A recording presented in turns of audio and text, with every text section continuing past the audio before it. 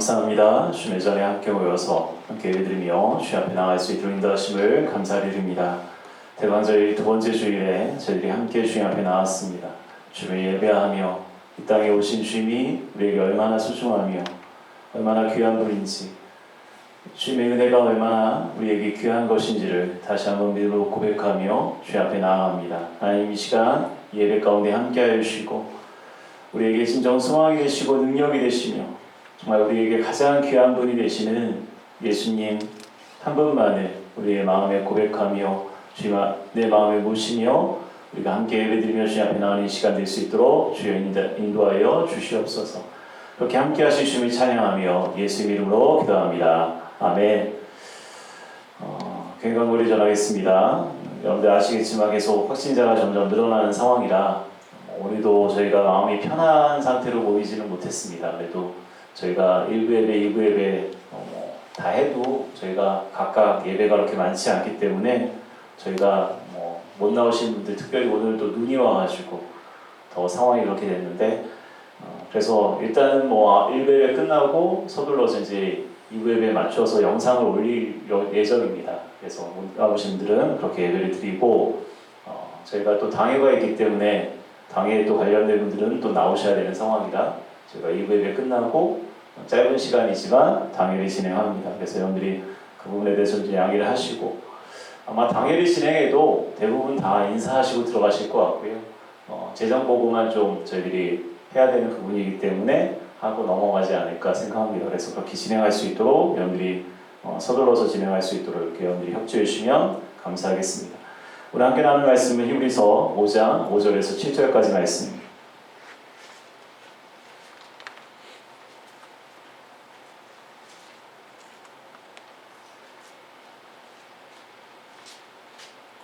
한 절씩 기록하겠습니다. 또한 이와 같이 그리스도께서 대제사장 되심도 스스로 영광을 취하심이 아니요 오직 말씀하신 이가 그에게 이르시되 너는 내 아들이니 내가 오늘 너를 낳았다 하셨고, 또한 이와 같이 다른 데서 말씀하시되 내가 영원히 멜기세덱의 만차를 따르는 제사장이라 하셨으니. 함께 읽습니다.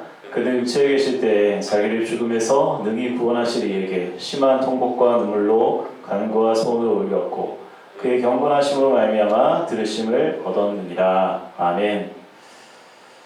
이제 오늘 대관절의 두 번째 주일로 예배를 드립니다. 초에는 이제 2개의 조가 불이 들어왔고요. 이제 4개, 다음 주에 되면 3개. 그리고 성탄절 저희들이 어떻게 될지 모르겠으나 그때까지 상황이 우리가 성탄절 예배를 드린다는 전제하에 이제 가운데 초를 우리가 켜고 주님의 오심에 대해서 함께 우리가 찬양하며 감사하며 주님 앞에 나가는 시간으로 우리가 이 대관절을 보내고 있습니다.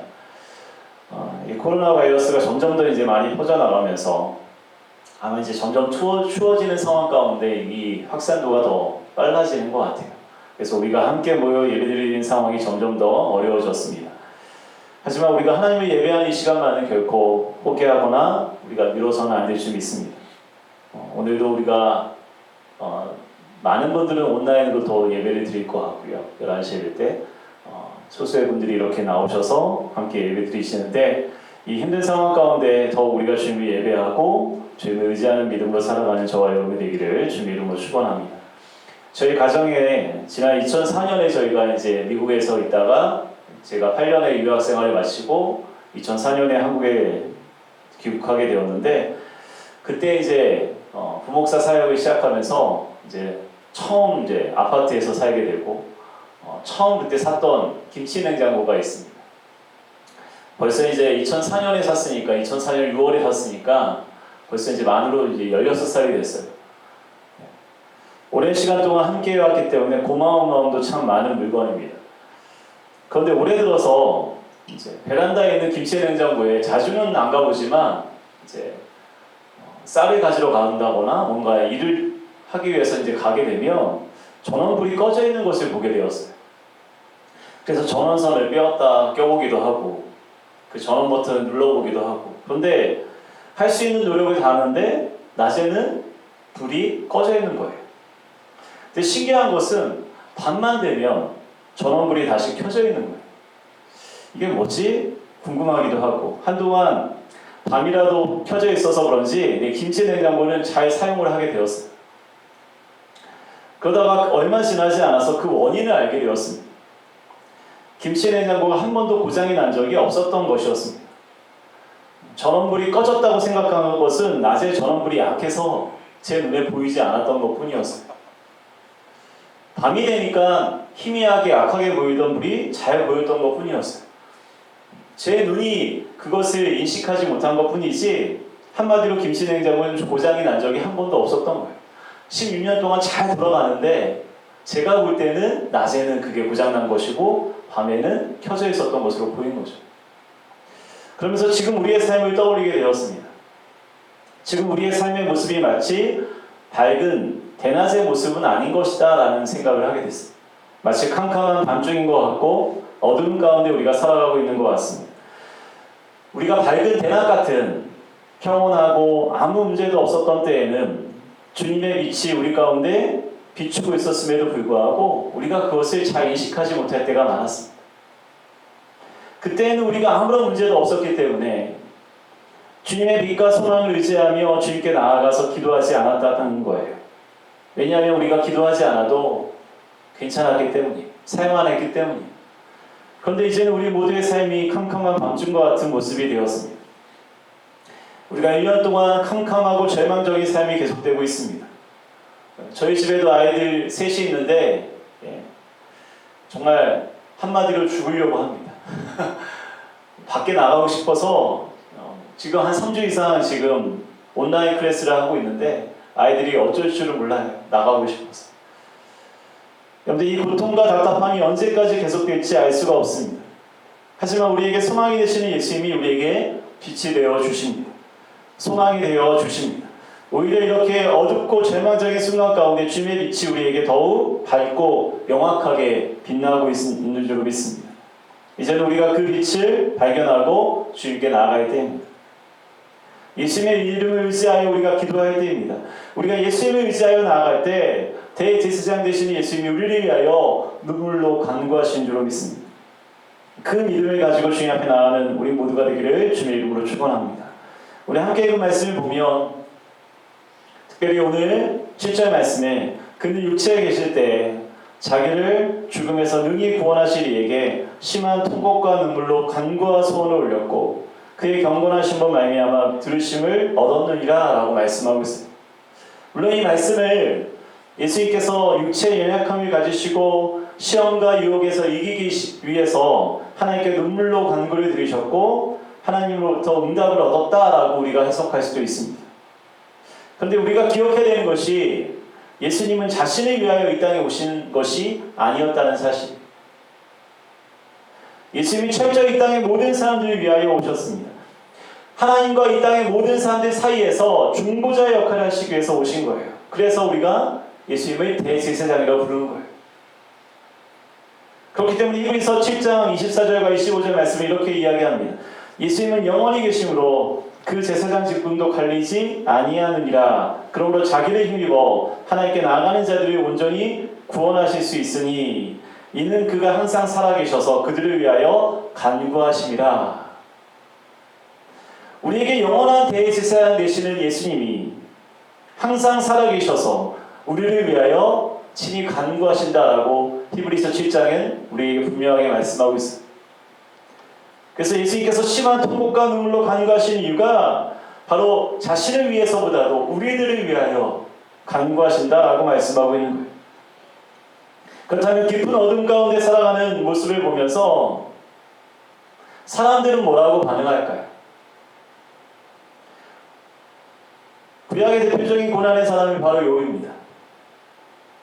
욥은 재산을 다 잃었고요. 종들을 다 잃었고 마지막에 자녀들까지 10명의 자녀들을 다 잃었습니다. 모든 것을 다 빼앗긴 거예요. 그러한 상황 가운데 세 친구 엘리바스와 빌닷과 소발이 욥을 위로하려고 찾아옵니다. 하지만 그들의 말은 위로의 말이 아니었습니다. 욥기 4장에 보면 엘리바스가 이러한 말을 합니다. 생각하여 보라. 죄 없이 망한 자가 누구인가? 정직한 자의 끊어짐이 어디 있는가? 내가 죄를 지었기 때문에 이렇게 망한 것이다 라고 말하고 있는 거예요. 하나님께서 너의 죄에 대하여 심판하셔서 내가 지금 모든 것을 다 잃게 된 거다라고 말하고 있어요. 사람의 위로라는 것이 이처럼 어찌 보면 잔인해 보이기까지 하는 것을 우리가 보게 돼요. 그런데 신약으로 넘어와도 누군가의 아픔과 고난을 판단하는 것은 여전히 잔인합니다. 요한복음 9장을 보면 예수님께서 제자들과 함께 길을 가시다가 나면서부터 보지 못하는 맹인을 보셨습니다. 그러자 제자들이 예수님께 물었습니다. 이 사람이 맹인으로 난 것이 누구의 죄로 인함이니까? 자기니까? 그의 부모이니까? 이러한 제자들의 질문은 그 당시에도 여전히 장애를 가지고 태어나고 삶의 고통을 겪고 있는 사람은 무슨 죄를 지어서 하나님이 그를 벌하셨다고 생각하는 그 생각이 지배적이었음을 우리가 볼 수 있는 거예요. 부모의 죄든지 아니면 자신의 죄든지 장애를 가지고 태어난 것은 분명히 죄를 지은 결과라는 거예요. 하지만 우리가 욥기를 통해서나 예수님의 말씀을 통해서 알 수 있는 것은 삶의 고난을 겪는 것은 결코 죄의 결과가 아니라는 것을 알 수 있어요. 죄의 결과로 나타나는 그런 시험과 어려움도 있겠지만 대부분의 고난은 죄의 결과와 상관이 없다는 거예요. 욥은 죄인이든지 의인이든지 누구든지 고난을 겪을 수 있음을 분명하게 말하고 있습니다. 그래서 우리가 잘 아는 믿음의 고백을 욥이 하고 있어요. 그러나 내가 가는 길을 그가 아시나니 그가 나를 단련하신 후에는 내가 승분같이 되어 나오리라. 여러분들 이것이 욥의 믿음의 고백이죠. 욥은 스스로 하나님의 말씀을 지켜 행하는 삶을 살아왔기 때문에 지금 이 고난의 순간을 믿음으로 견디고 단련되어서 더 온전한 하나님의 사람으로 나아갈 것임을 고백합니다. 하나님께서 그의 길을 그렇게 인도하신다는 것입니다. 지금 겪고 있는 이 고난이나 질병이 결코 내가 죄를 지어서가 아니라 하나님께서 나를 더 단련시키셔서 온전한 사람, 믿음의 사람으로 세우기를 하나님께서 원하시기 때문이다라는 거예요. 여러분들 요한복음 9장에 나오는 예수님의 대답도 욥의 생각과 일치합니다. 예수님께서 이렇게 대답하셨어요.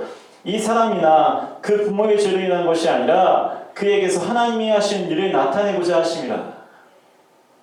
나이 때부터 맹인인 이 사람이 죄인이기 때문에 보지 못하는 게 아니라 그가 믿음을 가지고 주님 앞에 나오면 주님께서 이 사람을 고치셔서 하나님이 하시고자 하는 일을 나타내고자 하신다는 거예요. 하나님이 하시는 일에 쓰임을 받는 존재가 바로 이 깊은 절망에 빠져있는 맹인의 존재라는 거예요. 죄인의 존재가 아니라 고침받아 하나님께 영광을 돌릴 존재라는 거예요. 사람들은 욥에게 또 날 때부터 맹인에게 손가락질하면서 죄인이라고 비난하며 그렇게 그를 조롱하고 놀렸지만 주님은 그 사람을 그렇게 보지 않으셨어요.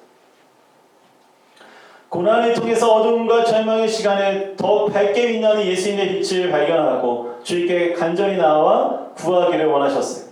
더욱 간절히 기도하여 응답받아 문제가 해결되고 몸의 질병이 치유되며 그것을 통해서 하나님께 영광을 올려드리는 존재로 바뀌기를 원하셨어요. 그런데 이 모든 것이 바로 하나님이 하신 일을 하나님께서 나타내시는 그 은혜임을 우리가 깨닫게 됩니다. 사람으로 우리가 살아가면서 사람은 참으로 마음이 악하다는 것을 우리가 보게 돼요. 다른 사람의 연약함을 보고 함께 아파하고 불쌍하게 여기기보다 오히려 비난하고 정죄하기에 바쁩니다. 그래서 우리가 사람에게 실망하고 배신당하며 뒤늦게 상처가 났다고 하는 것이 우리가 인생을 배워나가는 과정의 그러한 모습인 것 같습니다. 원래 사람은 신뢰할 만한 존재가 되지 못하는데 우리가 사람을 믿고 의지했다가 실망하는 것은 결국 우리의 책임도 거기에는 있다는 것을 깨닫게 돼요. 그러한 경험을 통해서 우리가 사람을 신뢰할 존재가 아니라 사랑할 존재라는 것을 배워나가는 것이 우리의 인생인 것 같습니다. 사람은 그렇다면 예수님은 과연 나에게 어떠한 분이신가? 라는 거예요. 이미 지난 주일에 나눴듯이 예수님은 우리를 능히 동정하실 수 있는 분이십니다. 예수님께서 우리와 똑같이 시험을 당하셨기에 예수님이 우리의 아픔과 슬픔을 아시는 줄 믿습니다. 그렇게 우리의 슬픔을 공감하실 수 있고 우리가 고통당할 때 함께 아파하시는 주님이십니다. 그런 예수님께서 오늘 말씀을 보면 우리를 위하여 심한 통곡과 눈물로 간구와 소원을 아버지 하나님께 올려드리십니다. 예수님이 항상 살아계셔서 우리를 위하여 친히 눈물로 간구하신다는 말씀입니다. 하나님께서 우리를 위하여 친히 간구하시는 모습이 어디에 가장 잘 나타나냐면 로마서 8장에 잘 나타나 있습니다. 로마서 8장 26절과 27절의 말씀을 제가 읽겠습니다. 이와 같이 성령도 우리의 연약함을 도우시나니 우린 마땅히 기도할 바를 알지 못하나 오직 성령이 말할 수 없는 탄식으로 우리를 위하여 친히 간구하시느니라. 마음을 살피시는 이가 성령의 생각을 아시나니 이는 성령이 하나님의 뜻대로 성도를 위하여 간구하심이니라. 여러분들, 성령님은 우리가 마땅히 기도할 바를 알지 못할 때에도 말할 수 없는 탄식으로 우리를 위하여 친히 간구하신다고 말씀합니다. 여러분들, 우리가 마땅히 기도할 바를 알지 못하는 때는 어떠한 때일까요? 마음이 무너지고 답답하고 절망적이어서 스스로 무엇을 위해 기도해야 될지 모르는 때를 말하고 있습니다. 여러분들, 마음이 무너지면 기도도 나오지 않습니다. 사람에게 배신당하고 상처당하며 화가 나며 억울하면 기도도 나오지 않는 법이에요. 그러한 때에도 성령 하나님 우리와 함께 하셔서 말할 수 없는 탄식으로 우리를 위해서 기도하신다는 거예요. 그렇다면 말할 수 없는 탄식이라는 것은 어떠한 의미일까요? 사람이 너무나 기가 막히고 힘들 때 눈물도 나오지 않아요. 아무 말도 할 수가 없습니다. 말할 수 없는 탄식은 바로 그러한 감정의 상태를 말하고 있습니다. 탄식을 의미하는 헬라어 스테나그모스라는 말은 신음하다라는 의미가 담겨져 있습니다. 어떤 경우에는 이 단어가 어디에 쓰여 있냐면 여자가 임신한 상태를 의미하는 단어로 사용되기도 했습니다. 여자가 임신한 채로 마지막에 아이를 낳게 될 때 그 고통, 뭐라고 할 수가 있어요? 신음할 뿐이죠. 고통스러워하며 신음할 뿐이에요. 얼마나 고통스럽고 아픈지 그저 신음소리밖에는 내지 못하는 상태가 바로 탄식하는 상태라는 거예요. 아무 말도 할 수 없는 상태, 그저 신음소리밖에 내지 못하는 우리의 아픔과 슬픔을 주님께서 하신다는 거예요. 그리고 그 마음의 상태와 똑같이 되셔서 우리와 함께 하시고 말할 수 없는 그 탄식으로 우리를 위하여 친히 간구하신다는 말씀입니다. 우리와 똑같이 시험을 받으신 예수님께서 심한 통곡과 눈물로 우리를 위해서 지금도 간구와 소원을 아버지 하나님께 올려드리십니다. 우리가 마음이 무너지고 힘들어서 주님께 엎드려 일일이 다 구하지 못하더라도 주님은 내 마음의 중심을 아시는 분이십니다. 내가 마땅히 기도할 바를 알지 못해도 주님께서 나를 위하여 말할 수 없는 탄식으로 나를 위하여 간구하시는 줄로 믿습니다. 중요한 것은 예수님께서 나를 위하여 언제나 관심을 가지고 계시고 나를 위하여 간구하기를 원하신다는 사실을 내가 믿는 것입니다. 이 믿음이 나에게 있는 한 지금의 내 앞에 놓여져 있는 문제는 더 이상 문제가 되지 않습니다. 내 삶의 문제는 주님께서 일하시며 역사하시는 기적으로 바뀔 것이기 때문입니다. 내가 주님께 소망을 두고 나아가는 것이 중요하다는 거예요. 대강절의 시간을 보내면서 나와 함께 하신 예수님을 내 마음에 모시고 그분을 나의 삶의 구주로 고백할 수 있는 시간이 되길 소망합니다. 예수님께서 나를 위하여 통곡과 눈물로 간구와 소원을 아버지께 올려드리고 계십니다. 내가 지치고 힘들 때, 내가 마땅히 기도할 바를 알지 못할 때에도 주님은 나와 함께 하시는 줄 믿습니다. 내가 주님 앞에 나아가 머무는 그 순간에는 주님께서 나를 위하여 친히 간구하십니다. 나를 위하여 함께 아파하시며 나를 위하여 신음하시고 통곡하시고 나를 위하여 친히 간구하십니다. 아버지와 나 사이의 중보자로 이 땅에 오신 예수님을 우리가 의지합시다. 예수님만 바라봅시다. 그리고 날마다 예수님께 나아갑시다. 예수님께서 나를 위하여 간구하시고 소원을 올려드리는 그 놀라운 은혜를 누리며 주님 안에서 내 삶의 모든 문제와 아픔과 슬픔을 이제는 십자가 앞에 내려놓읍시다. 예수님께서 나를 위하여 친히 간구하시는 은혜를 누리며 이제는 내가 사는 것이 아닌 내 안에 계시는 예수 그리스도로 인하여 사는 삶을 우리가 살게 되길 바랍니다. 그래서 오직 주님을 경외하며 주님을 찬양하는 삶을 살아가는 우리 모두가 되기를 주님의 이름으로 축원합니다. 기도하겠습니다. 하나님 감사합니다. 오늘 말씀을 통하여 우리가 믿음으로 주님 앞에 서게 하시고 하나님의 뜻 가운데 우리가 말씀 가운데 의지하며 나아갈 수 있도록 인도하심을 감사합니다. 대강절의 이 아침에 우리가 함께 모여 주님을 예배하며 찬양합니다. 우리가 정말 너무나 고통스러워 주님 앞에 일일이 다 모든 것을 고백할 수 없는 마음의 상태일지라도 하나님께서 우리와 함께 하셔서 정말 우리가 말할 수 없는 탄식으로 주님이 우리를 위하여 친히 간구하시며 눈물과 통곡으로 우리를 위하여 그 소원을 주님께 고백하는 그러한 예수님의 모습, 우리와 함께 하시는 하나님 주님의 모습을 우리가 이 말씀을 통해서 함께 나눕니다. 주님, 우리의 삶에 주님께서 그렇게 함께 하심을 우리가 믿게 하시고 우리의 소망이 주님께 있음을 고백하며 주 앞에 나아가는 우리 모두가 될 수 있도록 도와주시옵소서. 그렇게 함께 하실 주를 찬양하며 예수 이름으로 기도합니다. 아멘. 이 시간에 주님과 같이 함께 찬양하시면서 준비하신 예물 드리도록 하겠습니다.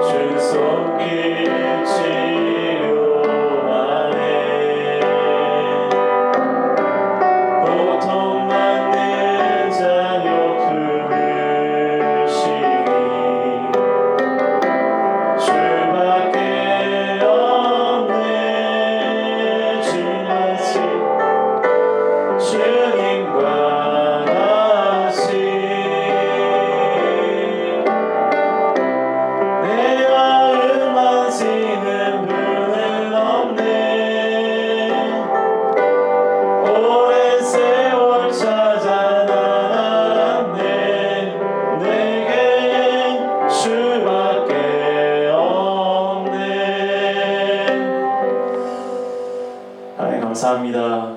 오늘 이 대관절 두 번째 주일에 이 땅에 대제사장으로 오셔서 하나님과 우리 사이의 중보자가 되시고 우리의 아픔과 슬픔을 다 하시며 우리를 위하여 눈물과 통곡으로 간구와 소원을 주님께 올려드리는 예수님의 모습을 바라봅니다. 주님이 나의 소망이십니다. 주님이 나의 능력이십니다. 내가 문제와 어려움 가운데 또 질병 가운데 고통할 때에도 주님 모든 것을 아시며 우리가 주님 앞에 믿음으로 나아가 기도하며 간구할 때 우리 위하여 친히 간구하시는 그 주님을 우리가 믿음으로 바라보게 하시고 주님을 믿음으로 붙들게 하시고 오직 주님께만 소망을 두는 우리의 삶이 될 수 있도록 주여 인도하여 주시옵소서. 귀한 예물을 주님 앞에 드립니다. 주의 예물 감사함을 11조 예물 선교예물 건축의 예물을 주님 앞에 드립니다.